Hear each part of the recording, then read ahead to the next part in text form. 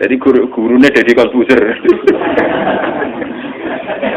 Mulane dinyek, abek saya bilang umpama sisi kebaikannya Sulaiman itu hanya satu, bahwa semua kebesaran itu ternyata tidak dipakai selingkuh, tidak dipakai zalim, itu saja. Tapi itu bagaimanapun hanya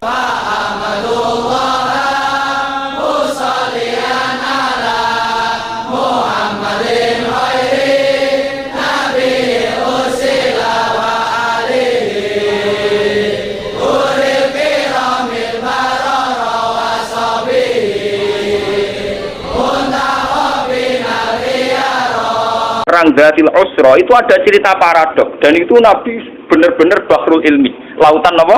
Ilmu. Kita tahu dalam perang itu Sayyidina Utsman itu nyumbang 50 kuda, sekian ratus onta, sekian ratus al-arba'atu alafi dinarin. Cara sakniki hampir 4 miliar. Sumbangan di sinten tapi sinten Sayyidina Utsman, Tolha, Zubair. Itu rata-rata sumbangannya di atas 200 juta. Sahabat yang miskin-miskin itu sampai kurma satu saja diisep orang dua, saking miskin. Ada yang bawa kurma satu ikat.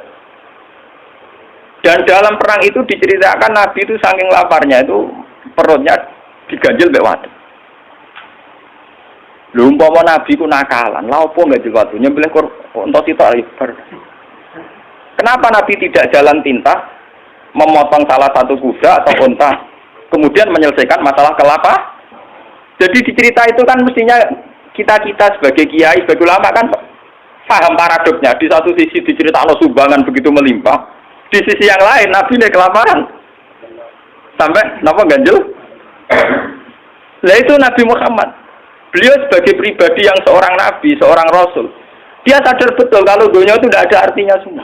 Sehingga dia sebagai kapasitas Nabi, sebagai orang dekat Allah, ya sudah dia miskin, tidak ada masalah. Tapi beliau sebagai pemimpin besar yang harus dengan persenjataan lengkap, dengan perlengkapan yang komplit karena ngadepi pasukan besar saat itu Romawi, harus lengkap secara syariat. Nah, cetongnya itu ora bener kabeh. Nabi Ayub tentu tidak akan kuat ngadepi pasukan Romawi, ngadepi bojone ora kuat. Paham ya?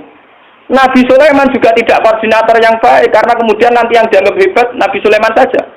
Karena dia perang pakai pasukan jin, pasukan setan, pasukan kewan dan sebagainya. Kapan dia didik umatnya kalau jalan pintas begitu? Paham? Mulanya dinyak Imam Busiri itu walam yudanu fil bakar. Itu udah ada visi ilmiahnya, kekuatan gitu itu udah bervisi ilmiah. Dari awal ini kita bilang kekuatan itu ora nganggo visi napa? Jadi gampangane koyo kula nek kiai melarat terus mergawe kelar mangan kan macam ana visi ilmiah kiai nggih teladan nak kelare mangan mergo umpama kula tukang sulap jam salabim terus sugih. Lalu kan pendiru piye. Lah Sulaiman jalan pintas ngene iku mergo dekne mamimpin pasukan jin, pasukan setan. Kurang mutiara wa minas sayatini mayaghusuna lahu wa ya'maluna amalan. Setan dikongkon golek mutiara. Kurang bangunan jin kon kerja rokan nglembur. Wah, pokoke setan intine Sulaiman jalan pintas kabeh. Paham? Jadi gurune Deddy Corbuzier. Mulane dinyek, abek saya bilang umpama sisi kebaikannya Sulaiman itu hanya satu, bahwa semua kebesaran itu ternyata tidak dipakai selingkuh, tidak dipakai zalim, itu saja. Tapi itu bagaimanapun hanya nuktatul ilmi, sedikit ilmu, tapi tanpa visi. Bandingan dengan Nabi Muhammad, sing sugeng itu ana sugih, rupa-rupane iso bina Sayyidina Utsman nyumbang kekayaannya untuk perang. Sing kere koyo Rugen yo ora tomak terus njaluk sapi di sebelah sitok. Tetap dekne jihad senajan to nggawa sak gegaman kur. Sehingga uang yang melimpah dari para donatur kaya tidak nggo makani Rugen. Mergo Rugen yo nggawa bekal de. Artinya apa? Sing kere yo jihad. Sing sugih yo napa? Nabine yo ora kedungsangan enak-enakan nyembelih sapi. Kere bareng-bareng toleransi mbek Rugen. Lah itu jenenge bahrul ilmi. Nabi memang orang yang luar